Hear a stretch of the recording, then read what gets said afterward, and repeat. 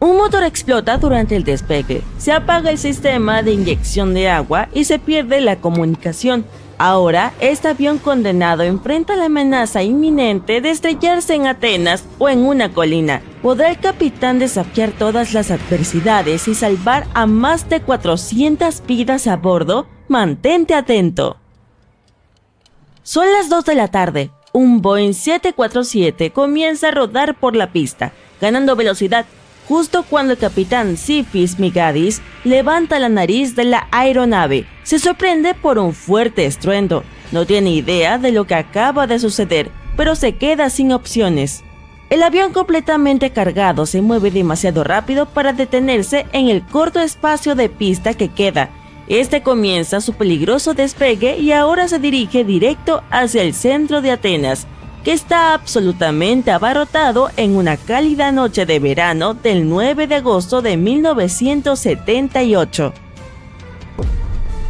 Después de la fuerte explosión, un auxiliar de vuelo en la parte trasera toma el intercomunicador y advierte a la tripulación sobre el fracaso catastrófico del motor número 3, situado en el lado derecho del avión. Ella dice: "Creo que estamos en aprietos", y escucha un sincero "sí, lo sé".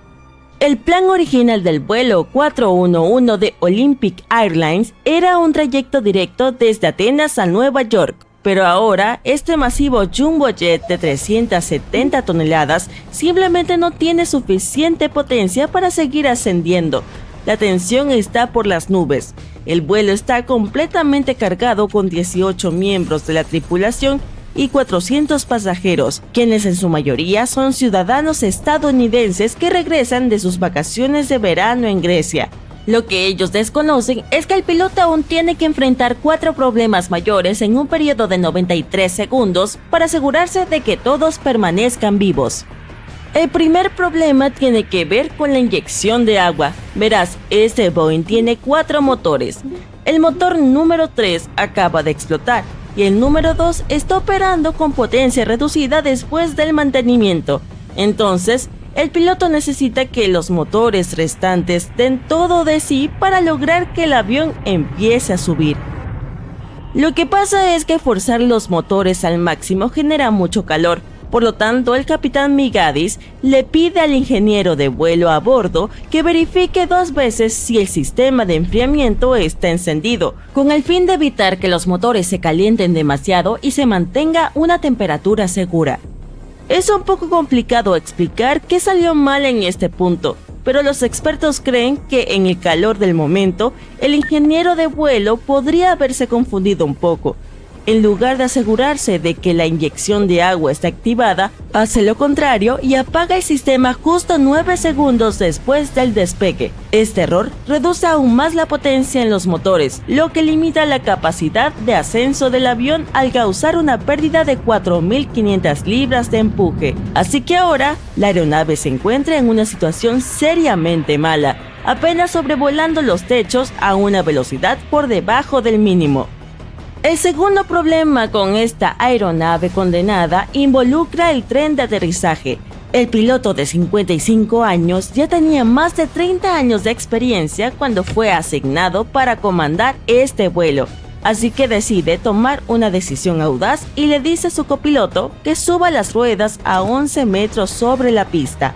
Esta acción no es solo arriesgada, va directamente contra las reglas del Boeing en situaciones como esta. Los pilotos generalmente tienen que esperar hasta que el avión gane un poco más de altitud para subir las ruedas, porque abrir esas puertas del tren de aterrizaje durante 15 segundos añade más resistencia contra el movimiento hacia adelante del avión.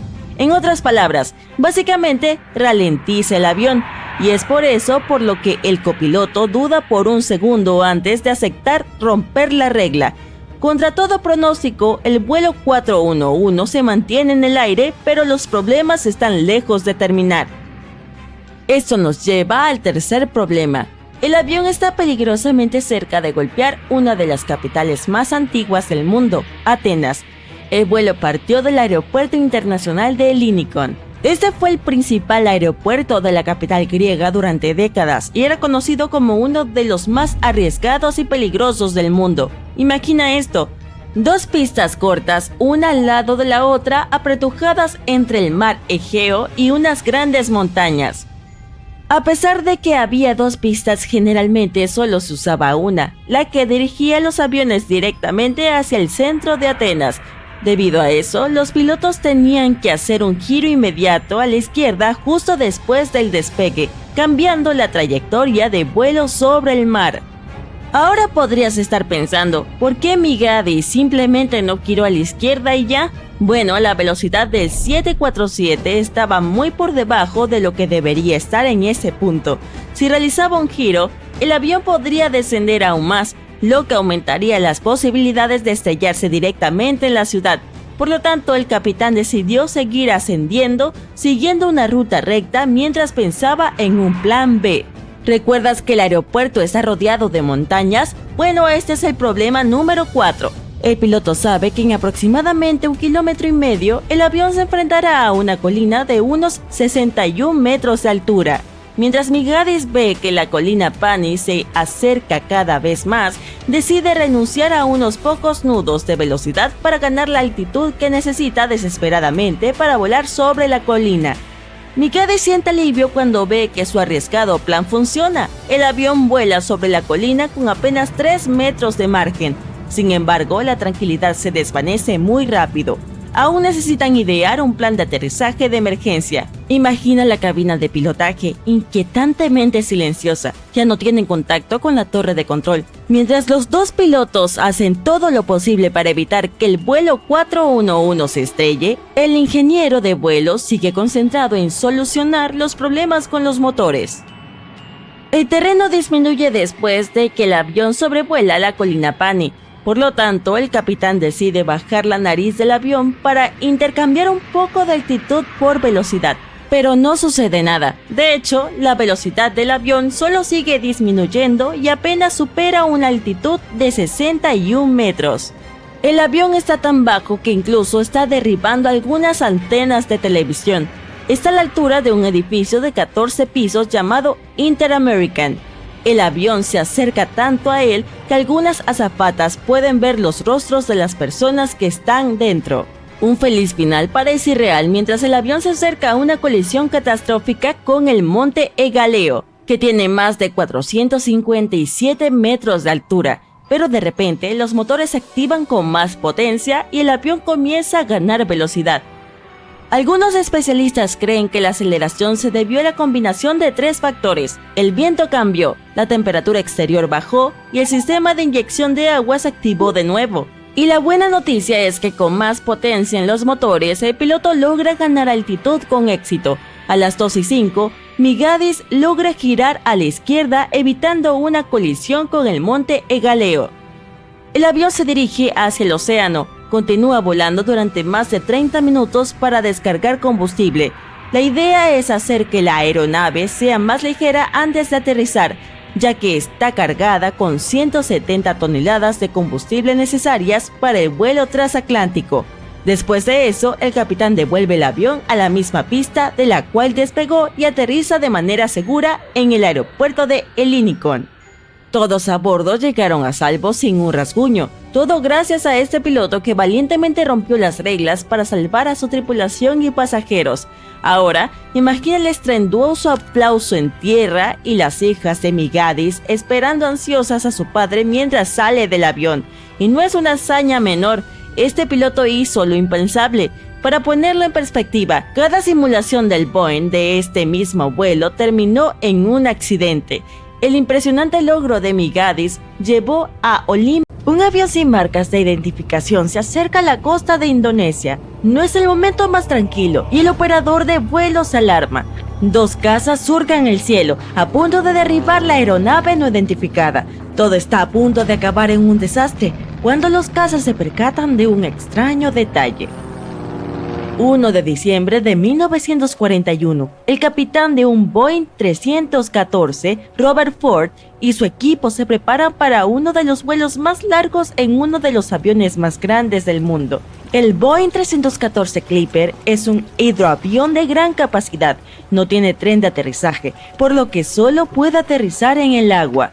Su longitud es de 30 metros y su envergadura de 45 metros. Esto es más que un edificio de 6 plantas, y a bordo de esta embarcación hay un restaurante, zonas de descanso e incluso una habitación con cama. A pesar de su tamaño, el Clipper puede permanecer en el aire más de 18 horas. El capitán Ford no sospechaba lo que le esperaba más adelante. Subió al avión. Su vuelo se dirigía de San Francisco a Auckland, Nueva Zelanda. La primera escala era Los Ángeles. No hubo ningún problema. La siguiente parada fue Pearl Harbor. El vuelo iba bien. 7 de diciembre de 1941. Habían pasado 3 días desde que el avión había partido de Pearl Harbor. Quedaba la última etapa del viaje, el vuelo a Nueva Zelanda. En ese momento, el capitán Ford recibió la orden de devolver el avión a la base aliada más cercana. El camino de regreso estaba cerrado, por lo que la aeronave siguió volando hasta Auckland. El Clipper aterrizó sano y salvo en el aeropuerto de Auckland y recibió una orden que parecía imposible. Robert Ford y su equipo debían pintar todas las marcas de registro e identificación del avión y entregarlo en LaGuardia, Nueva York, para luego volar a través del mundo. Se trataba de una ruta inexplorada con una longitud de 37.000 kilómetros. En toda la historia de la aviación de la época, nadie había volado una distancia semejante. El equipo no tenía mapas ni dispositivos modernos de navegación. No conocían los terrenos que iban a sobrevolar. No sabían con quién podían encontrarse en el camino ni en qué aeropuertos aterrizarían. Debían mantener y reparar el avión ellos mismos, extraer combustible y trazar la ruta. Al mismo tiempo, casi no tenían dinero. Inmediatamente después de recibir la orden, el equipo se dirigió a la biblioteca de Auckland. Estudiaron todos los atlas y mapas para crear un plan de vuelo detallado. Primero, tenían que llegar a Australia, luego volar a África a lo largo de la costa de Asia y después debían ir a Estados Unidos. La tripulación pintó todas las señales del avión y se preparó para el despegue.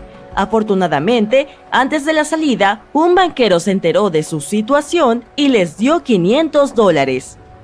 El avión despegó. El equipo no se dio cuenta de que habían olvidado pintar la bandera estadounidense, pero en unos días eso les salvó la vida. Antes de ir a Australia, volaron a Nueva Caledonia para evacuar a un grupo de personas de allí y llevarlas a Australia. La operación tuvo éxito. Ya en ese país, el equipo tuvo que repostar el avión. No encontraron un transporte especial para los servicios de Clipper en ese aeropuerto, así que la propia tripulación transportó 800 bidones de gasolina. Y aquí hay un detalle importante. El Boeing 314 no utiliza combustible convencional. Necesita repostar gasolina especial de aviación de alto octanaje. A primera hora de la mañana, el Clipper despegó y se dirigió a Indonesia. El vuelo iba bien, se estaban acercando al aeropuerto. Mientras tanto, el capitán de la base donde debía aterrizar el Clipper se percató de la presencia de un avión no identificado. No sabía quién lo pilotaba ni desde dónde. Nadie le había avisado. Pensó que podía tratarse de un avión enemigo, así que lanzaron 2 cazas para que surcaran el cielo. Se acercaron al Clipper y no vieron ninguna marca de identificación en su carrocería. Los pilotos estaban a punto de atacar, pero en ese momento vieron la bandera. Si Robert Ford no se hubiera olvidado de pintarla, todo habría acabado mal para él y su tripulación. Los cazas permitieron el aterrizaje. El Clipper descendió en el agua. Un barco flotó hacia él para reunirse con la tripulación de la embarcación, pero se detuvo. Resulta que el avión había aterrizado en un lugar lleno de minas marinas, por lo que el barco no se atrevió a navegar hasta allí. El Clipper se acercó al aeropuerto y evitó milagrosamente el contacto con las minas. Robert Ford y la tripulación se encontraban bien. Fueron a descansar muy deprisa y se pusieron en marcha, pero entonces surgió un gran problema. El avión comenzó a quedarse sin combustible y en la base naval solo había gasolina ordinaria para automóviles. Nadie sabía si el motor del avión podría funcionar con ella, podía quemarse o detenerse del todo, pero no había elección. Llenaron los depósitos con combustible ordinario. El capitán decidió despegar utilizando los restos de combustible de aviación y durante el vuelo cambiar a tanques con gasolina ordinaria. Cuando esto ocurrió, El motor del avión empezó a repiquetear y a tracatear, pero al cabo de un rato se calmó. El vuelo continuó. Durante 19 horas volaron con combustible peligroso. Su próxima escala era Ceilán. El cielo estaba cubierto de nubes y el piloto no veía la costa ni el aeropuerto, así que decidió bajar el avión por debajo de las nubes. Voló a una altitud de 90 metros sobre la superficie del mar y observó una enorme ballena delante. El avión voló más cerca y resulta que no era una ballena, era un barco enemigo. El Clipper comenzó a ganar altitud para esconderse de nuevo entre las nubes. Finalmente volvieron a estar rodeados por un velo blanco. Estampidos y explosiones comenzaron a oírse detrás y debajo del avión. El Clipper voló con una visibilidad cero durante 60 minutos. Finalmente las nubes se despejaron y el capitán divisó el puerto de Ceilán. El equipo hizo una breve escala y prosiguió su viaje. Nada más despegar, uno de los motores explotó. Afortunadamente no tuvieron tiempo de volar lejos del puerto, por lo que consiguieron aterrizar el avión en el agua y reparar la avería. El Clipper continuó su misión. A partir de allí, el equipo de Robert Ford voló principalmente sobre tierra. Esto fue muy arriesgado, ya que el avión no tenía tren de aterrizaje y no podía aterrizar con seguridad en tierra firme. Finalmente llegaron al Congo. El equipo se lo pasó en grande aquí, recuperó fuerzas, descansó y lo más importante, consiguió gasolina de aviación de alto octanaje. Las cosas iban muy bien, pero les esperaba otra dura prueba. Los aviadores tenían que realizar el vuelo más largo de su viaje. Su próxima parada era una ciudad portuaria de Brasil, y la distancia hasta allí era de 5.600 kilómetros a través del océano. La distancia máxima de vuelo del Boeing es de 5.900 kilómetros. Cualquier desviación del rumbo o un fuerte viento en contra podía impedir fácilmente que el avión llegara al puerto. Preocupada, la tripulación rellenó el depósito y cargó combustible adicional en el avión. Abandonaron el Congo, despegando a lo largo del estrecho río. En ese momento el piloto se dio cuenta de que Río desembocaba a pocos kilómetros en una cascada. El avión debía ganar altura urgentemente, pero no pudo hacerlo. La cantidad de combustible adicional hizo que el Clipper comenzara a descender. La cascada estaba cada vez más cerca. ¿Conoces esa sensación de cuando has estado tratando de resolver un misterio durante toda tu vida? ¿No? Bueno, el detective Anderson sí. Durante casi 30 años de trabajo para la policía, resolvió muchos acertijos, atrapó a cientos de ladrones y ayudó a salvar miles de vidas. Hay una gran cantidad de casos resueltos con éxito en su historial. A los 25 años, atrapó a un ladrón que se cambiaba la cara con cirugía plástica una vez al año. Cuando Anderson tenía 30 años, los presos comenzaron a escapar de las cárceles de todo el mundo. El detective resolvió con éxito este caso. A los 38 años, descubrió la base secreta de una orden prohibida en la boca de un volcán. A los 50, logró explicar las cosas más inexplicables del mundo. Pero había algo que no podía resolver. Eran dos misterios de los años 50, casos de aviones desaparecidos. Todos estos años, Anderson ha estado revisando los detalles de este rompecabezas. Desafortunadamente, era demasiado joven cuando comenzó esta historia. Todo lo que tenía era conjeturas y notas. Pero hoy, un pensamiento repentino le llegó. Por primera vez en muchos años, sintió que finalmente podía resolver el misterio. Pero para hacerlo, tuvo que sumergirse nuevamente en esta historia. Entonces, abrió el armario y sacó 2 revistas viejas con artículos detallados sobre esos incidentes. El primero ocurrió en el verano de 1955. 1 de julio. El vuelo 914 de Pan Am estaba a punto de partir del aeropuerto de Nueva York con 61 personas a bordo. El modelo de avión era un Douglas DC-4. Se diferenciaba de los aviones modernos por tener hélices gigantes en lugar de turbinas. Entonces, todos los pasajeros se abrocharon los cinturones de seguridad. El avión comenzó a rodar por la pista, aceleró y despegó. Se fue alto en el cielo y fuera de la vista. Su destino era Florida. El tiempo de vuelo sería de 3 horas. Los servicios de control aéreo estaban observando el avión en su radar, cuando de repente, el Pan Am 914 desapareció. El operador trató de contactar al piloto, pero no recibió respuesta. Nueva York informó la situación a Florida. Dijeron que tampoco podían ver el avión. Por lo general, los pilotos notifican por radio si un avión se estrella o se mete en una tormenta, pero esta vez simplemente nada. Después de varios intentos fallidos de establecer la conexión, desplegaron operaciones de búsqueda a gran escala. La comunicación con el avión se interrumpió cuando sobrevolaba el Océano Atlántico. Por lo tanto, la compañía aérea tuvo que admitir que la aeronave se había estrellado contra el agua. Pero esta versión no tenía pruebas. Cuando los aviones caen de esa manera, los rescatistas encuentran escombros flotantes. Algunas partes de la cabina o del equipaje siempre salen a la superficie. Esta vez, los rescatistas no hallaron nada. El avión no transmitió ninguna señal de socorro y no dejó ningún rastro del accidente. Parecía que simplemente había desaparecido en el aire. La gente se olvidó de este desastre por 37 años, y entonces sucedió algo extraño. 1992, Venezuela, aeropuerto de Caracas. La torre de control recibió una señal sobre un avión desconocido que se acercaba. Era raro, porque no se suponía que debería estar allí. No había vuelos programados para esa hora. El avión estaba aterrizando. El controlador y el resto del personal del aeropuerto notaron que algo andaba mal. El avión parecía viejo, con enormes hélices en lugar de turbinas. Después de aterrizar, el piloto se comunicó con el aeropuerto. ¿Dónde estamos? El despachador le pidió que se identificara. Unos segundos después, recibió una respuesta. Somos el vuelo 914 de Pan Am. Partimos de Nueva York a Florida con una tripulación de 4 personas y 57 pasajeros a bordo. El controlador no sabía qué hacer. Él y el personal del aeropuerto comprendieron qué tipo de avión estaban mirando. ¿Qué hacía ese avión 37 años después y a casi 2.000 kilómetros de su destino? Después de unos segundos, el controlador sobresaltado encendió el micrófono y dijo: «Es el 9 de septiembre de 1992, ¿lo sabía?». Siguió una larga pausa. Entonces el piloto respondió presa del pánico. «Oh no.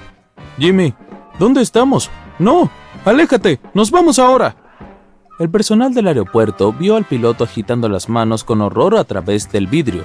Luego encendió los motores y llevó el avión a la pista. El Pan Am 914 aumentó su velocidad y despegó. El controlador trató de detenerlo, pero el piloto no respondió. El avión desapareció en el cielo y nadie más ha oído hablar de él desde ese día. El detective Anderson terminó de leer el artículo, frunció el ceño y miró por la ventana. Las gotas de lluvia golpeaban el cristal. La tormenta afuera representaba perfectamente lo que estaba sucediendo en su mente en ese momento. Parecía saber lo que le había pasado a ese avión. Todas las pistas estaban allí, justo frente a sus ojos. Pero para estar seguro, Anderson tuvo que pasar al siguiente caso. Era otro artículo, fechado en 1989. Ocurrió en 1954. El vuelo 513 de Santiago Airlines despegó del aeropuerto de Alemania Occidental. El avión debía aterrizar en Brasil en 18 horas.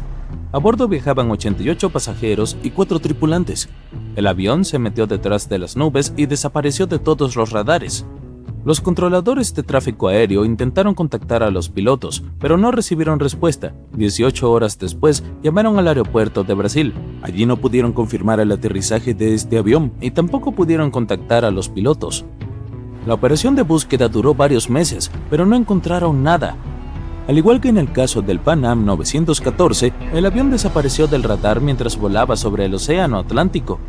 2 años después, finalizó el operativo de búsqueda y Santiago Airlines cesó sus actividades. 12 de octubre de 1989, los controladores de un aeropuerto de Brasil notaron un avión de pasajeros que apareció repentinamente en su radar. No respondió a las preguntas del personal y solo voló en círculos sobre la base aérea. Después de unos minutos, el avión aterrizó y nada. Nadie abrió la rampa. Los pasajeros no se bajaron. Los pilotos no respondieron.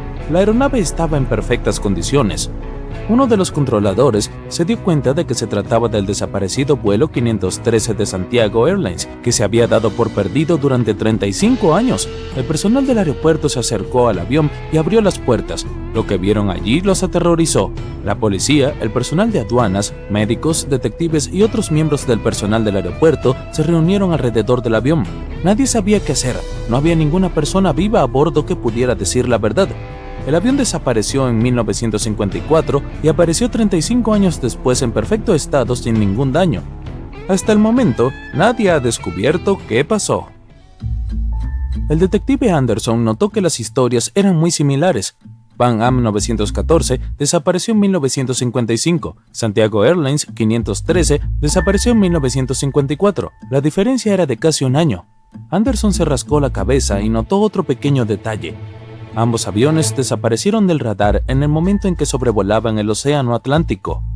Hay muchos mitos sobre barcos fantasmas y fenómenos misteriosos relacionados con el Triángulo de las Bermudas.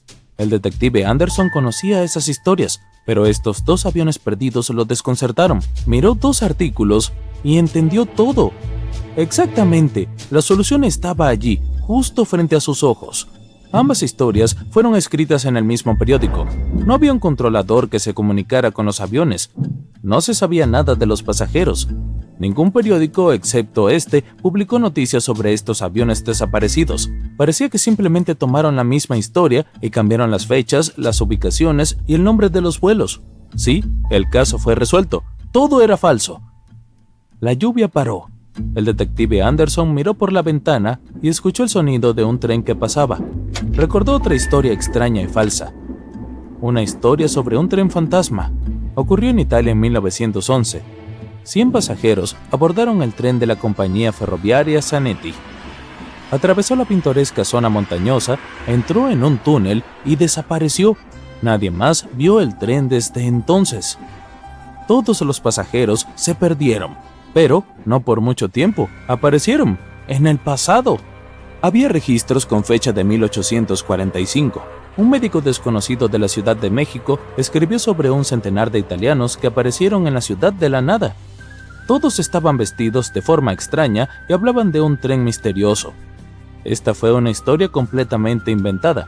No había pruebas ni registros sobre este tren ni de las personas que viajaron al pasado. Un fuerte sonido interrumpió sus pensamientos. El detective Anderson tomó el teléfono. Estaba escuchando en silencio a la persona que estaba al otro lado de la línea. Un minuto después respondió, «Sí». El detective colgó el teléfono. Era un nuevo misterio para él. En el desierto del Sahara, los lugareños notaron un enorme barco perdido en el Pacífico Sur hace 27 años. No había tripulación a bordo, ni carga, ni banderas.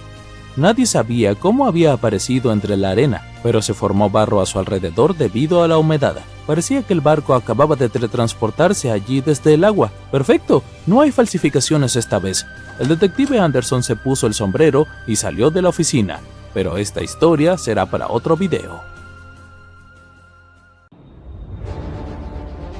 El avión llevaba apenas 25 segundos en el aire, cuando los pilotos notaron ruidos y vibraciones extrañas. Probaron varias maneras de mejorar la situación, pero nada funcionó. Los problemas del motor continuaron. A poco más de un minuto de vuelo, cuando el avión alcanzaba los 900 metros de altura, fallaron los 2 motores, primero el derecho y 2 segundos después el izquierdo. Los pilotos decidieron regresar al aeropuerto. Al mismo tiempo intentaron reiniciar los motores. Nada parecía funcionar. Se les ocurrió inclinar el avión hacia abajo para luego nivelarlo.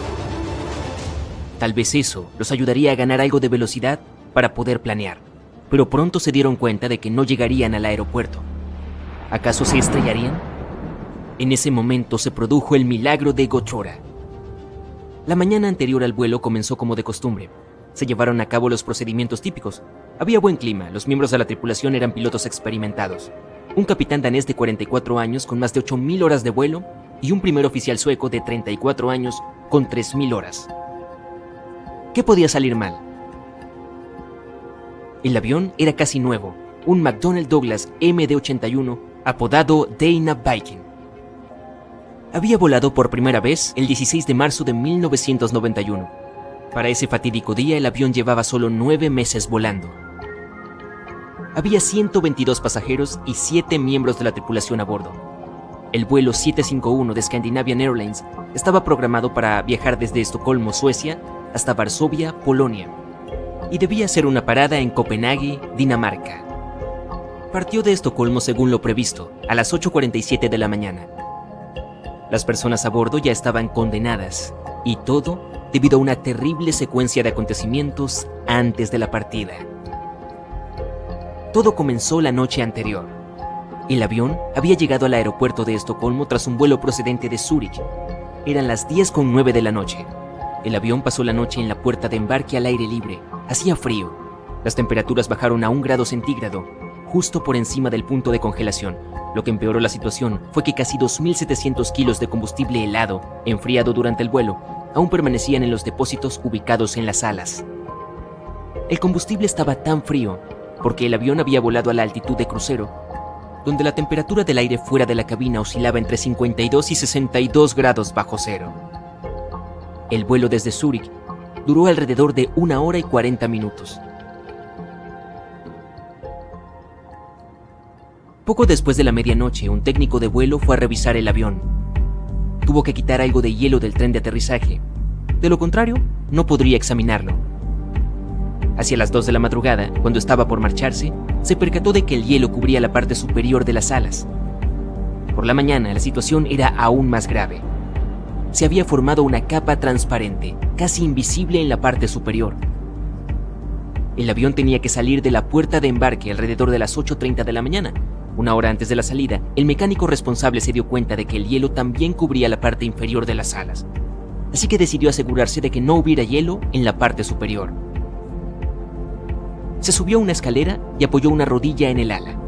Luego se inclinó hacia adelante para tocar la parte delantera del ala. No había hielo, solo algo de agua-nieve. Decidió asegurarse de que todo estuviera bien en la entrada de aire de uno de los motores. No encontró nada raro. Poco después, el personal usó más de 1.000 litros de líquido anticongelante para eliminar el hielo de la aeronave. El mecánico consultó al capitán del avión y ordenó al personal que también se descongelara la parte inferior de las alas. Después de todo, había visto algo de hielo allí. Pero nadie pensó en volver a comprobar si había hielo transparente en la parte superior. Cuando terminaron el procedimiento, el mecánico informó al capitán: deshielo terminado. Había mucha nieve y hielo, pero ya está todo despejado. El capitán le dio las gracias al mecánico y continuó con los procedimientos previos al vuelo. El avión se dirigió a la pista. Los sistemas antihielo de los motores estaban encendidos y no mostraron ningún fallo. Pero más tarde, varios pasajeros afirmaron que habían visto cómo el hielo se deslizaba por la parte superior de las alas mientras el avión despegaba. Aún así, el avión partió como de costumbre con destino a Estocolmo. Sin embargo, poco después del despegue, se desprendieron varios trozos del hielo que habían pasado por alto. Se estrellaron a toda velocidad contra los ventiladores de los motores cerca de la cola, a ambos lados del avión, lo que arruinó las aspas. Esto provocó una serie de sobrecargas y el resto es historia. Mientras tanto, en algún lugar de la cabina, el capitán de vuelo de Scandinavian Airlines, Per Holmberg, que estaba a bordo como pasajero, se dio cuenta de que algo andaba mal. En un primer momento le advirtió a la azafata, que estaba sentada en el asiento trasero de la cabina, que el motor derecho estaba sacudiéndose. Ella intentó ponerse en contacto con la tripulación, pero sin éxito. Entonces el capitán no uniformado se dirigió a la cabina a toda velocidad y preguntó si podía ayudar. El primer oficial le dio la lista de comprobación de emergencia y el capitán le pidió que pusiera en marcha la unidad de potencia auxiliar, una pequeña turbina de gas en la cola del avión. Los consejos y la ayuda de Holmberg fueron invaluables, pero ¿acaso fueron suficientes para salvar a las personas a bordo? Cuando el avión salió de la capa de nubes a una altura de 270 metros, los pilotos se dieron cuenta de que no tendrían tiempo suficiente para llegar al aeropuerto. El aterrizaje de emergencia era inevitable. El capitán pasó la orden a la tripulación de cabina, que comenzó a preparar a los pasajeros. Había un gran campo al norte del avión, pero el capitán se dio cuenta de que no tendrían tiempo suficiente para llegar a él, así que eligió un campo mucho más pequeño en una zona boscosa en la dirección del vuelo. No estaba lejos del pueblo de Gottröra, en Uppland, Suecia. El avión estaba a solo 420 metros del suelo cuando el capitán comenzó a extender los alerones. A la altura de 55 metros, informó a la torre de control de Estocolmo: «Vamos a estrellarnos». 7 segundos después, el avión chocó contra varios árboles y perdió un gran trozo de su ala derecha. Para entonces, el tren de aterrizaje ya se había desplegado y la velocidad había disminuido a 225 kilómetros por hora. Momentos después, la cola del avión golpeó el suelo y se desprendió. El avión continuó deslizándose por el campo a gran velocidad. Recorrió 110 metros y su tren de aterrizaje principal dejó marcas en el campo. En algún momento perdió tanto ese tren de aterrizaje como el frontal. El fuselaje se rompió en 3 partes. Milagrosamente no hubo ningún incendio. Si se observan las imágenes del lugar del accidente, el avión hecho pedazos con sus partes esparcidas por el campo, es difícil creer que las 129 personas a bordo hayan sobrevivido. Parece un milagro, pero también fue gracias a la rápida reacción de los auxiliares de vuelo y a las instrucciones correctas que les dieron a los pasajeros. No se dejaron llevar por el pánico y les indicaron que adoptaran la posición de emergencia justo a tiempo para evitar tragedias. Y lo más sorprendente, con excepción de 4 personas, todos los pasajeros salieron del avión por su propia cuenta. No es de extrañar que este accidente recibiera el apodo de milagro. Sin embargo, el avión no tuvo tanta suerte. Con solo 9 meses de antigüedad, resultó tan dañado que se dio por perdido inmediatamente. Todo el mundo elogió la actuación de la tripulación de vuelo. Fue un aterrizaje increíblemente hábil, sobre todo en una situación tan rápida y peligrosa. El propio capitán admitió que pocos pilotos se ven obligados a poner a prueba las habilidades adquiridas durante el entrenamiento, o al menos no hasta ese punto. Dijo que estaba orgulloso de su tripulación y aliviado de que todos hubieran sobrevivido. Y nunca volvió a volar aviones comerciales. El vuelo 6 de Pan American estaba terminando un viaje alrededor del mundo con varias paradas en su camino. El 16 de octubre de 1956, el Boeing 377 Stratocruiser, apodado Romance de los Cielos, salió de Honolulu y se dirigía a San Francisco. El vuelo ya estaba en sus últimas, pero nadie podía predecir que esta frase resultaría no ser solo un decir. El avión debía iniciar su viaje a las 7:30 p.m., pero algunos problemas de mantenimiento retrasaron el abordaje durante casi una hora. Los pasajeros se estaban impacientando un poco. El aeroplano finalmente despegó a las 8:26 p.m. y pronto alcanzó la altitud de 4.000 metros. Durante algún tiempo el avión experimentó turbulencias, lo que hizo imposible servir la cena. Varias horas más tarde se atenuaron las luces y los pasajeros se estiraron en los asientos vacíos preparándose para tener un sueño tranquilo. Pocos sabían que dormir era lo único que iban a conseguir esa noche. Alrededor de la 1 a.m., la tripulación de la cabina obtuvo permiso para subir a 6.400 metros, pero una vez que el avión alcanzó la altura necesaria, ocurrió algo terrible. A la 1:20 a.m., uno de los motores del aeroplano empezó a exceder la velocidad. George Haker, el primer oficial que pilotaba el avión, intentó solucionar este problema reduciendo la aceleración de este. No funcionó.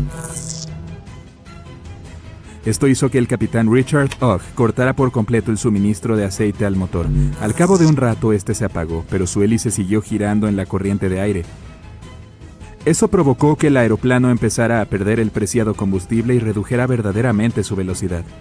El avión se movía ahora demasiado despacio, a solo 280 km por hora. Además perdía altura a un ritmo alarmante, a razón de 305 metros por minuto. Los 3 motores restantes estaban luchando, tratando de disminuir la velocidad vertiginosa del descenso. Al menos seguían funcionando. Esto hizo que los pilotos se sintieran algo esperanzados. Pero de repente el capitán se dio cuenta de que el cuarto motor empezaba a fallar. Solo producía un poco de potencia. Aunque funcionaba a pleno rendimiento, a las 2:45 a.m. ocurrió lo inevitable. El cuarto motor empezó a petardear y los pilotos tuvieron que apagarlo. Ahora el aeroplano solo tenía 2 motores en funcionamiento y se movía cada vez más lentamente. La tripulación calculó cuánto combustible estaba consumiendo el avión y un pesado silencio llenó la cabina. Los pilotos no tenían nada más que hacer excepto enfrentarse a la terrible verdad. El avión no tenía suficiente combustible para llegar a San Francisco. Tampoco podía regresar a Honolulu. El capitán Ogg envió un mensaje de radio a los guardacostas estadounidenses. Pan Am 90943, vuelo 6, declara una emergencia sobre el Pacífico. En aquella época, un cúter de la Guardia Costera patrullaba siempre entre Hawái y la costa de California. Estos barcos transmitían mensajes de radio a los aeroplanos más cercanos y les proporcionaban información meteorológica. Normalmente se situaban cerca de los puntos de no retorno. Aquellas eran las zonas en las que un avión ya habría quemado tanto combustible que no tendría la posibilidad de volver si algo salía mal. Esa noche el cúter de la Guardia Costera era el Pontchardt Crane, de 78 metros, y William Earl era el comandante. El aeroplano se dirigió hacia el barco y se niveló a una altura de 610 metros. Luego comenzó a volar sobre la embarcación en círculos de 13 kilómetros, esperando la luz del día. Era crucial ver los alrededores porque los pilotos tenían que mantener las alas del avión a nivel del océano y sería imposible en la oscuridad. Además, durante el día sería más difícil rescatar a todos los pasajeros. La decisión del capitán de realizar un aterrizaje de emergencia con 24 pasajeros y 7 miembros de la tripulación no fue fácil ni precipitada. Tuvo que sopesar numerosos factores.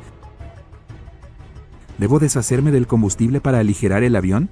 ¿Debo aterrizar ahora o esperar a la luz del día y a una mejor visibilidad?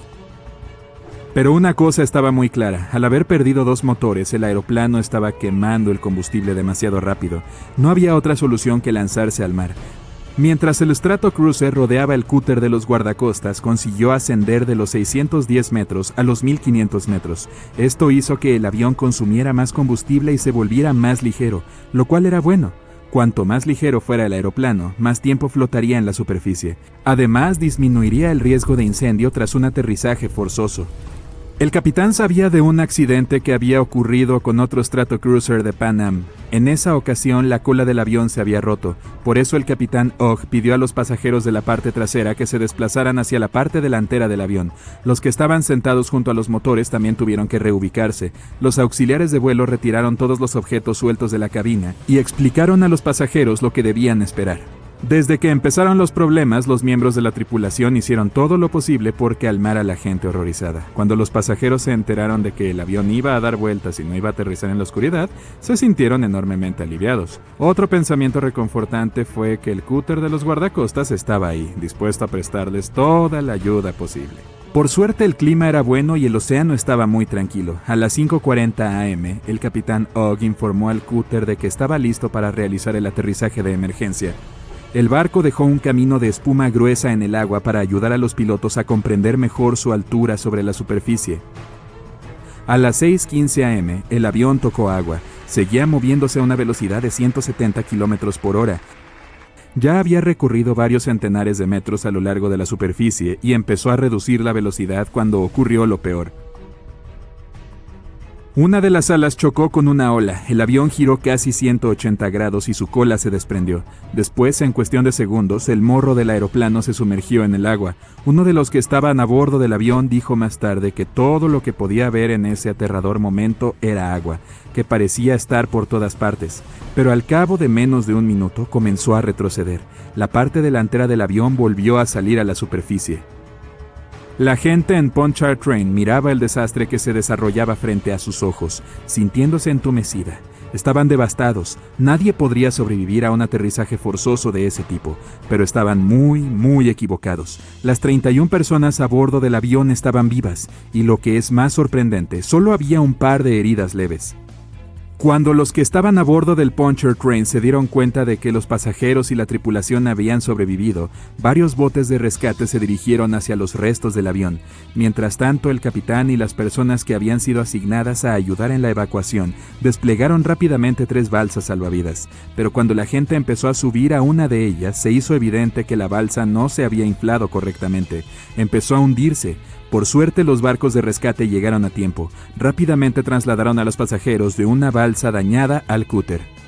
A las 6:35 am, el último trozo de los restos desapareció entre las olas. Para entonces, todas las personas del aeroplano ya habían llegado a la seguridad del buque de la Guardia Costera. Se alojaron en el camarote de oficiales del cúter y llegaron a San Francisco varios días después. El aterrizaje forzoso del vuelo 6 de Pan American fue el primer accidente en el que un avión de pasajeros se precipitó al océano, pero consiguió mantener a salvo a todos los que iban a bordo. Y todo el espeluznante suceso fue captado por las cámaras. Las balsas salvavidas balanceándose al lado del avión, los supervivientes siendo trasladados a los botes de rescate, el avión hundiéndose rápidamente y desapareciendo entre las olas.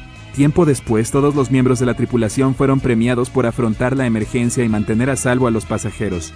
El capitán Richard Ogg fue el primero en recibir el premio a la aviación civil, que se otorga por las habilidades y el heroísmo más destacados.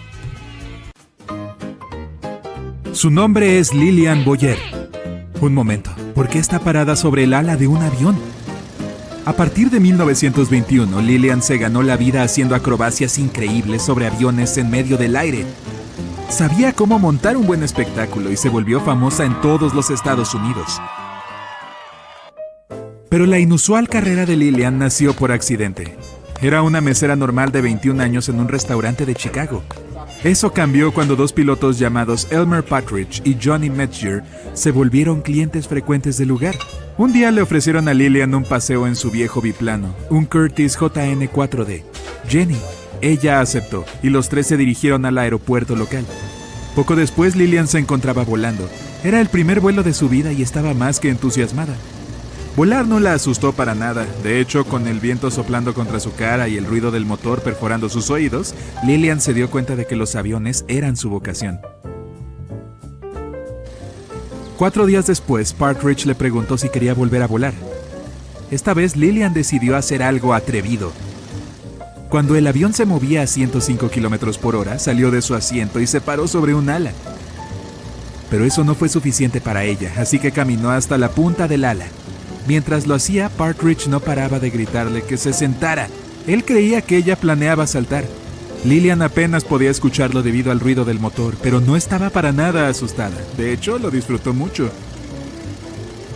Cuando el piloto vio de lo que era capaz, se la presentó a Billy Brock. Billy trabajaba en el aeropuerto de Chattanooga y estaba buscando a alguien que hiciera trucos en el ala de un avión. Se dieron un apretón de manos y poco después Lillian comenzó su entrenamiento. Renunció a su trabajo en el restaurante y comenzó a entrenar a tiempo completo. Pasó 5 meses practicando acrobacias en un granero en Chattanooga, utilizando un avión falso con colchones sobre el suelo por seguridad. Un instructor le enseñó gimnasia, además corría, practicaba otros deportes y cambió sus hábitos alimenticios. En poco tiempo estuvo lista para un vuelo de verdad. Y demostró que era la mejor. Lillian fue la primera acróbata femenina que hizo trucos tales como colgar del ala de un avión con una mano, sus rodillas o sus tobillos. Su valentía asombraba a las personas y en poco tiempo se volvió muy popular. Ella y Brock comenzaron a hacer espectáculos en distintas ferias y festivales, lo que la convirtió en una verdadera estrella. Cuando llegaban a una ciudad, las multitudes la reconocían de inmediato. Siempre había un auto esperándola y tenía cientos de fanáticos apasionados. En aquel entonces, Lillian era la única mujer capaz de hacer una acrobacia muy arriesgada. Salía de su asiento con un alambre atado a una férula. Después de hacer un par de trucos sobre el ala del avión, se colgaba usando solo sus dientes. El público no podía ver el alambre a tantos metros de altura, así que era una imagen tan impactante como asombrosa. La multitud estallaba cada vez que Lillian lo hacía. Después, Brock arrojaba una escalera especial para que ella pudiera regresar a su asiento. Pero también hubo accidentes que les recordaban a Lillian y a Brock que eran parte de una actividad muy arriesgada y que debían ser muy cuidadosos. En 1924, durante uno de sus espectáculos, planeaban hacer un truco muy inusual.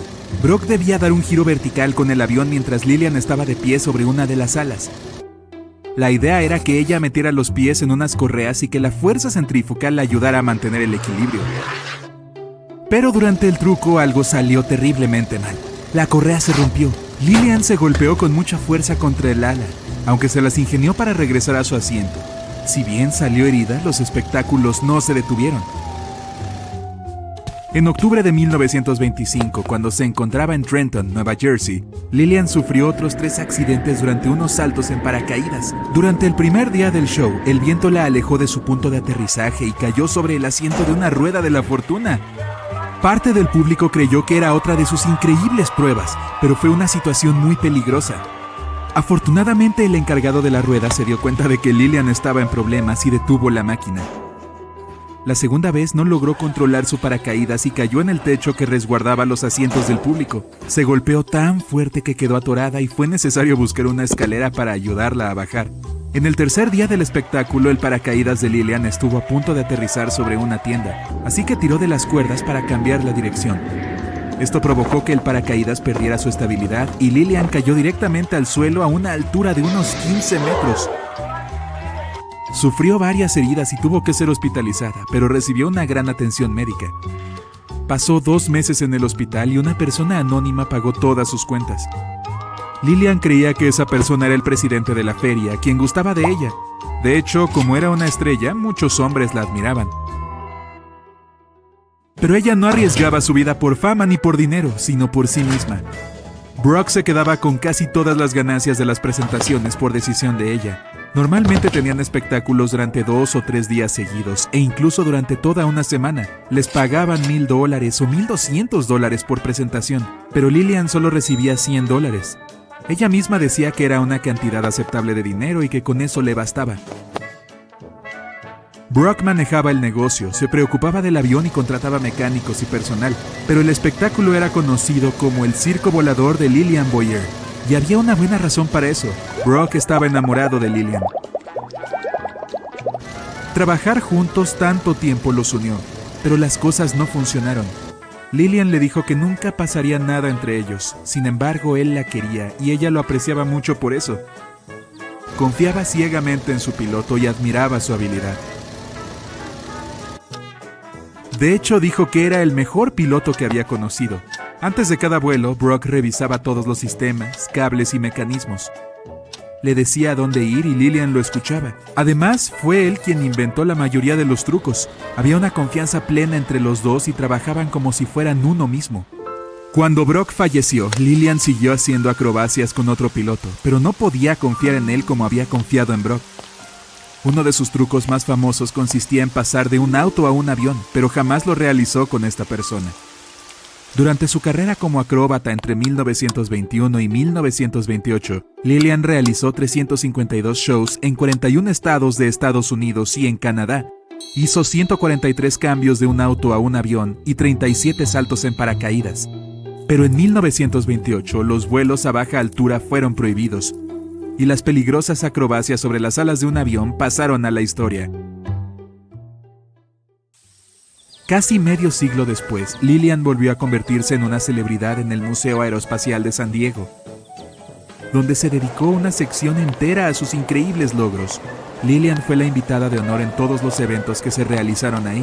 Una noche le dieron una de las sorpresas más encantadoras de su vida: un vuelo en un biplano Boeing PT-17. En esta ocasión, Lillian, que ya tenía más de 80 años, no caminó por las alas ni hizo ninguna prueba peligrosa. Pero una vez que aterrizaron, reconoció que realmente le habría gustado hacerlo. El piloto le había dicho que no se levantara de su asiento. Además, no podía confiar en él tanto como había confiado en Brock.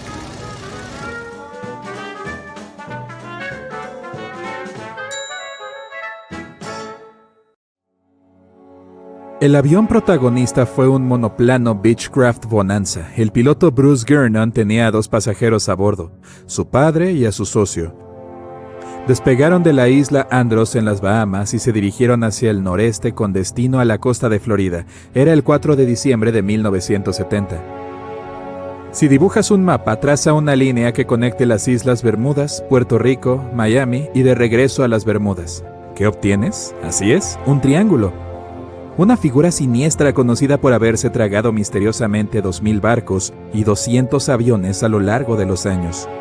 El avión de Bruce Gernon se encontraba dentro de su alcance hambriento, pero este era un viaje típico que Bruce había hecho decenas de veces en el pasado. El viaje solía llevarle cerca de 1 hora y media, sin ningún fenómeno misterioso involucrado. Los hombres no estaban más preocupados de lo que tú estarías en tu viaje al trabajo. Pero esta vez todo sería diferente. Enfrentarían circunstancias muy inusuales. Bruce despegó y comenzó a ganar altura. Las cosas extrañas comenzaron a pasar desde el inicio. A una altura de unos 300 metros, vio una pequeña nube más adelante, solo que no paraba de crecer, y no era solo porque el avión estuviera acercándose, realmente estaba haciéndose más grande. Bruce tuvo que atravesarla y salió del otro lado sin problemas. Otra nube misteriosa apareció a los 3,500 metros. Esta era enorme y una vez más, Bruce no tuvo más remedio que atravesarla. Se concentró, respiró profundo y entró.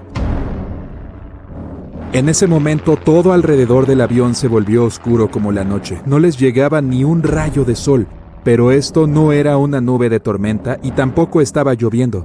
Bruce comenzó a preocuparse y entonces, ¡bam!, vio destellos de luz blanca. Aparecían y desaparecían rápidamente como relámpagos, pero el piloto sabía que estos no eran relámpagos. Los destellos eran tan brillantes que iluminaban todo el espacio que los rodeaba. Bruce siguió volando otros 30 minutos cuando se dio cuenta de que esta era la misma nube que había atravesado al inicio, mientras ganaba altura. Pero ahora la nube era cilíndrica y el avión estaba volando por el centro. Tenía un ancho de alrededor de 1,5 kilómetros y parecía no tener fin. Bruce pensó que no lograría escapar de esa trampa. Sin embargo, un minuto después vio la luz al final del túnel. Mantuvo la dirección. Estaba a punto de escapar de la pesadilla. De pronto, más fenómenos inexplicables. Las paredes del túnel de nube comenzaron a volverse más estrechas. Estaban cerrándose en torno al avión. Los instrumentos de navegación se volvieron locos. La brújula giraba en sentido antihorario. Los dispositivos electrónicos se habían descompuesto. Era como si el avión estuviera siendo manipulado por algo más o como si estuviera moviéndose dentro de una especie de corriente. Todos los intentos de Bruce de tomar el control fueron en vano. Siguió volando a través del túnel, decidido a salir de esa cosa y contar la historia. Las paredes seguían cerrándose más y más, como una especie de vórtice. El tiempo se acababa. Tenía que escapar de ese lugar y rápido. Los 20 segundos que siguieron fueron los más intensos de su vida, pero entonces salió de esa trampa nebulosa a toda velocidad. Según describió Bruce más tarde, cuando el avión salió del túnel se sintió como si no tuviera peso. Las nubes se dispersaron y ahora el avión se encontraba en medio de una neblina gris. Los tres hombres soltaron un gran suspiro de alivio. Bruce tomó la radio de inmediato y llamó a la torre de control para determinar su ubicación. Cuando el controlador miró la pantalla verde, su expresión se transformó. El avión de Bruce no aparecía en el radar, era como si fuera invisible. Pero luego le informó que ya se encontraba en el espacio aéreo de Miami. Bruce quedó conmocionado frente a esa información. No podía ser cierto. Se suponía que la distancia que el Beechcraft debería haber recorrido era de unos 400 kilómetros. Recuerda, el viaje entero normalmente tomaba unos 90 minutos, pero esta vez había tardado 47 minutos en llegar a su destino. Este modelo de avión solo puede trasladarse a unos 290 kilómetros por hora. Haz las cuentas y entenderás que esto es físicamente imposible. El controlador debía haber cometido un error, pero cuando las nubes se disiparon, Bruce vio que realmente estaba sobrevolando Miami. El avión aterrizó a salvo y hubo tiempo para intentar resolver el misterio. Entonces, ¿qué pasó en ese vuelo? Bruce revisó el combustible que le quedaba y miró su reloj. Tras unos cálculos rápidos, quedó aún más confundido. El avión no había gastado todo el combustible que debía. Bruce no podía haberse equivocado. Era un piloto muy experimentado, con poco más de 20 años. Ya contaba con 600 horas de vuelo en los bolsillos y estaba muy familiarizado con un espacio aéreo que había sobrevolado incontables veces. Toda la evidencia en mano parecía indicar que el avión de Bruce había omitido casi la mitad de la distancia. Pasó mucho tiempo pensando en este extraño suceso. Hasta consultó a profesores y expertos, pero nadie logró darle una respuesta exacta para lo que ocurrió ese día. Finalmente, elaboró su propia teoría y hasta escribió un libro sobre el tema. Bruce pensaba que todo se debía a esta niebla eléctrica con destellos blancos. Sin embargo, otros teorizaron que la energía oscura fue la responsable de este salto temporal. Sí, la misma energía oscura que produjo la expansión del universo. Esta energía podría haber curvado el espacio-tiempo como un agujero negro, formando así ese extraño túnel. Bruce dio con él por accidente y tuvo suerte de haber escapado con vida. Fue así como llegó al espacio aéreo tan rápido, pero la energía oscura es solo una teoría que intenta explicar lo inexplicable. Al día de hoy no hay una respuesta real que explique cómo fue que Bruce logró recorrer esa distancia en tan poco tiempo, aunque algunos detalles sí pueden ser aclarados. Los archivos muestran que ese día se registraron 84 manchas solares, así como un viento solar enorme que se movía a casi 700 kilómetros por segundo. Esto habría producido interferencias en la magnetosfera de la Tierra, lo cual podría haber alterado los instrumentos y los radares del avión. Así que la explicación de la niebla eléctrica de Bruce podría ser cierta. Aún hay que hablar de esas nubes raras. Sucede que son bastante comunes en esa zona. Un lugar donde las corrientes de presión alta y baja colisionan constantemente. El resultado, nubes de tormenta. Es posible que esa nube que crecía frente a los ojos de Bruce fuera simplemente dos enormes corrientes de aire que chocaron. Pero hasta ahora nadie ha logrado explicar cómo es que el avión llegó tan rápido a Miami. Bueno, puede que la verdad sea revelada en el futuro. Mientras tanto, sigue siendo otro de los misteriosos acertijos del Triángulo de las Bermudas. Sin embargo, está lejos de ser el incidente más sorprendente de la región. En 1945, un total de 5 aviones desaparecieron del Triángulo de las Bermudas al mismo tiempo. El 5 de diciembre, unos pilotos estudiantes de la Marina se encontraban entrenando en el lugar. La lección del día: navegación. Lo irónico del asunto es que no lograron hallar el camino de regreso a la base y se perdieron. Muchos asumen que se quedaron sin combustible. Es probable que esto haya provocado el incidente, pero las circunstancias fueron muy extrañas. Los estudiantes trabajaban bajo la supervisión de un teniente experimentado y con 2.500 horas de vuelo. Jamás habría permitido que un grupo de principiantes llegara tan lejos como para perderse. El incidente fue llamado Vuelo 19. Incluso hoy se debate cómo pudo haber ocurrido. 3 años después, un avión de pasajeros que se dirigía a Miami desde Puerto Rico desapareció en la misma zona. Había 29 pasajeros y 3 miembros de la tripulación a bordo. El clima estuvo despejado durante todo el vuelo. Pero los expertos creen que, cuando el avión se encontraba a unos 80 kilómetros de la costa de Miami, un viento fuerte pudo haberlo golpeado y desviado de su curso. Años después, unos buzos hallaron un avión similar en las aguas de la región. Sin embargo, debido a la falta de algunos detalles y registros, nadie pudo confirmar que se trataba del avión desaparecido con destino a Miami. Al mes siguiente, en enero de 1948, otro avión desapareció en las Bermudas. 25 pasajeros y 6 miembros de la tripulación se esfumaron en algún lugar entre Azores y las Bermudas. El misterio de la desaparición de este avión, al igual que muchos otros, sigue sin resolverse.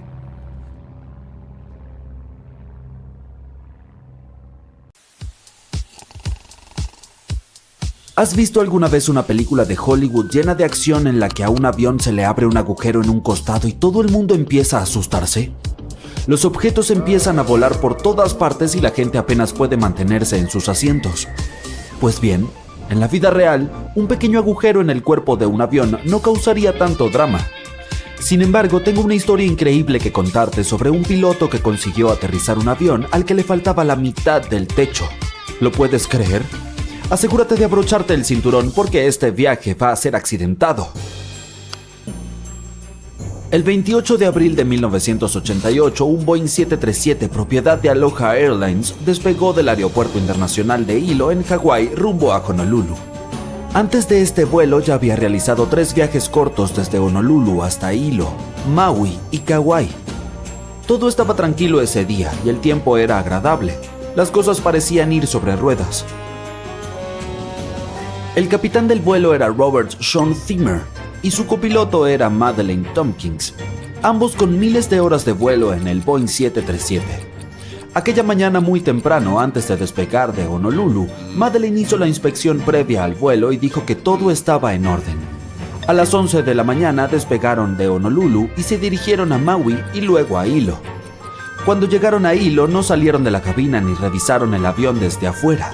No era un requisito, así que ¿para qué molestarse? A las 13:25 el avión despegó para el último tramo del viaje de ida y vuelta con 95 personas a bordo, 89 pasajeros, 2 pilotos, 3 auxiliares de vuelo y un controlador de tráfico que se sentó en el asiento del observador en la cabina. El avión despegó con normalidad y alcanzó su altitud de crucero de 7.500 metros sin ningún contratiempo. Pero entonces, a 40 kilómetros de Kahului, las cosas se complicaron. Los pilotos oyeron un fuerte silbido seguido de un crujido y a continuación, una ráfaga de viento tan fuerte que resultaba ensordecedora. Resultó que una pequeña sección del techo del lado izquierdo se había soltado, provocando una descompresión explosiva del avión. Y para empeorar aún más las cosas, la descompresión provocó una reacción en cadena que hizo que un enorme trozo del techo del avión se desprendiera por completo. El trozo que faltaba medía 55 metros de largo y cubría el avión desde la cabina hasta la zona de las alas delanteras. Los pilotos no tenían ni idea de lo que estaba pasando cuando se produjo el desastre. La primera oficial, que era la que estaba al mando del avión en ese momento, sintió de repente que su cabeza se echaba hacia atrás y entonces vio un montón de aislante gris y escombros volando alrededor de la cabina como si fuera un tornado. Mientras tanto, el capitán echó un vistazo a su alrededor y se quedó estupefacto al ver que la puerta de la cabina no aparecía por ninguna parte y que en lugar del techo de primera clase estaba mirando directamente al cielo. El avión empezó a inclinarse de un lado a otro, lo que dificultaba su control. La tripulación de la cabina se puso rápidamente las máscaras de oxígeno y el capitán tomó el control del avión. A continuación inició un descenso de emergencia hacia el aeropuerto más cercano, la isla de Maui. Por suerte, todos los pasajeros estaban sentados y la mayoría llevaba abrochado el cinturón de seguridad, ya que la señal seguía encendida. Por desgracia, el incidente tomó por sorpresa a las azafatas. Una de ellas estaba cerca del agujero y casi es expulsada del avión. Las otras dos fueron arrojadas al suelo y una de ellas se golpeó fuertemente la cabeza y perdió el conocimiento. La tercera azafata intentó ayudar a los pasajeros y mantener la calma. Al mismo tiempo, los pilotos intentaban desesperadamente avisar al control de tráfico aéreo que tenían una emergencia. Pero había problemas de comunicación incluso entre ellos mismos, debido al fuerte ruido y al hecho de que llevaban máscaras de oxígeno. Tuvieron que recurrir a señales manuales para entenderse. Además, no estaban seguros de que sus mensajes fueran escuchados por el control. Los mandos del avión no respondían correctamente, lo que dificultaba aún más el trabajo del capitán. La primera oficial hacía todo lo posible para ayudar al piloto a comunicarse con la torre. Recién cuando el avión descendió a una altitud de 4.000 metros, el controlador recibió por fin la llamada de socorro y empezó a hacer los preparativos para un aterrizaje de emergencia. Sin embargo, la torre de control no estaba preparada para una situación así. De hecho, tenían que llamar al 911, como haría cualquier persona en caso de emergencia. El problema fue que el controlador no comprendió la gravedad de la situación y no se dio cuenta de que los pasajeros y los miembros de la tripulación necesitarían ayuda médica. Esto se debió a que la tripulación solo había informado de una descompresión súbita y no había explicado toda la situación en detalle. El avión estaba en muy mal estado, pero el capitán estaba haciendo todo lo posible para aterrizar. Mientras descendían hacia el aeropuerto, le ordenó a la primera oficial que bajara el tren de aterrizaje, pero la luz indicadora no se encendió. El avión también tuvo un problema con el motor izquierdo que falló cuando se acercaba a la pista. A pesar de estos problemas, el capitán utilizó el empuje inverso del motor que funcionaba para intentar aterrizar el avión. Fue una tarea difícil y peligrosa, pero consiguieron aterrizar con seguridad en la pista. Los pasajeros y la tripulación fueron evacuados del avión. Fue un milagro que todos sobrevivieran, pero 65 personas resultaron heridas. Habían sido alcanzadas por los escombros y los trozos de la carrocería del avión que volaban por los aires. Por desgracia, el personal de tierra no era consciente de la gravedad de la situación y no disponía de recursos suficientes para prestar asistencia médica inmediata a los pasajeros heridos. La primera ambulancia llegó 7 minutos después de que aterrizó el avión, lo que no era un escenario ideal. Además, solo había 2 ambulancias en toda la isla, que no podían trasladar a todos los heridos. En consecuencia, se utilizaron furgonetas turísticas para transportar a los pasajeros al hospital. Afortunadamente, 2 conductores que habían sido paramédicos les prestaron primeros auxilios inmediatos a los heridos ahí mismo en la pista. Mientras tanto, los mecánicos del aeropuerto y el personal llevaron las furgonetas al hospital, situado a 5 kilómetros de distancia. A pesar de las caóticas y estresantes circunstancias, solo 8 personas sufrieron heridas graves, pero todas se recuperaron plenamente más tarde. Sin embargo, el avión estaba muy estropeado y no era de extrañar que no hubiera podido soportar la descompresión. A pesar de que su edad no era un problema, había experimentado una gran cantidad de despegues y aterrizajes que hicieron mella en su integridad. El entorno salino y húmedo en el que operaba no hizo sino agravar los daños. Los aviones están diseñados para soportar un cierto número de ciclos de vuelo, y este avión había superado con creces ese número. La mayoría de sus vuelos eran nacionales de corta duración, lo que significaba que tenía que despegar y aterrizar muchas más veces de las previstas. Esto es lo que, en última instancia, provocó el desprendimiento del techo durante el vuelo. El mal estado del avión lo hizo irreparable y tuvo que ser desmantelado allí mismo, en el aeropuerto. Lo interesante es que, en una entrevista posterior al accidente, una pasajera recordó que había notado una grieta en el fuselaje del avión mientras embarcaba. No se lo dijo a la tripulación porque pensó que no merecía la pena, así que no tuvieron la oportunidad de comprobarlo. Es importante recordar que este tipo de accidentes son muy raros hoy en día. Las principales aerolíneas y aeropuertos toman numerosas medidas para garantizar la seguridad y, según la Universidad de Harvard, las probabilidades de sufrir un accidente aéreo son de 1 entre 1,2 millones. Te desabrochas el cinturón y te paras para estirar las piernas tras un vuelo largo. Vas al baño y piensas en refrescarte un poco. De pronto estás flotando, el equipaje vuela a tu alrededor. Se siente como si el mundo fuera a desaparecer. Estás a 9000 metros sobre el suelo, a punto de iniciar un aterrizaje forzoso. Antes de que tengas más tiempo para pensar, todo se vuelve oscuro. A principios del 2001, un enorme Boeing 747 que llevaba a más de 400 personas despegó del Aeropuerto Internacional de Tokio Haneda. El vuelo avanzó como siempre, hasta que alcanzó los 12.000 metros y una velocidad de crucero. La comida estaba siendo servida y los pasajeros se comportaban como en cualquier otro vuelo. Un poco más temprano ese día, un vuelo de una aerolínea entre Busan, Corea del Sur, y Tokio, Japón, había iniciado de una manera similar. Este era más pequeño, con solo unas 250 personas a bordo y también había alcanzado la velocidad de crucero a unos 11.000 metros. Ambos aviones tenían un recorrido similar, solo los separaban 600 metros y sus caminos debían cruzarse en la isla japonesa de Honshu. Los dos se encontraban cerca de esta intersección, cuando el piloto del Boeing 747 notó que el indicador anticolisión se había activado. Fue entonces cuando supo que algo andaba muy mal. Uno de los aspectos críticos de la aviación moderna es la coordinación del tráfico aéreo. Cada vuelo es monitoreado y los pilotos reciben indicaciones si algo sale mal. La función del control del tráfico aéreo es organizar los vuelos de manera tal que las colisiones sean imposibles. Cada avión moderno incluye monitores de colisión, pero debido a esto, la idea es que nunca sean utilizados. Mientras los indicadores anticolisión sonaban, Hideki Hachitani, un aprendiz de 26 años, monitoreaba ambos vuelos desde los radares de la torre de control. El estrés de tener que supervisar más de 10 aviones lo abrumaba. Esto no es una sorpresa, dado que ni siquiera estaba habilitado para trabajar sin supervisión. Cuando detectó la colisión potencial, trabajó a toda velocidad para evitar un desastre. Contactó rápidamente el vuelo de Busan, que volaba a 11.000 metros, y le dijo que descendieran para crear una brecha mayor entre los vuelos. Sin embargo, debido a sus nervios, Hachitani cometió un terrible error. Contactó al avión equivocado. Como consecuencia, el piloto del Boeing 747 siguió las instrucciones y bajó de 12.000 a 11.000 metros, la misma altura que el otro vuelo. Ambos aviones se dirigían hacia una colisión a 800 km por hora.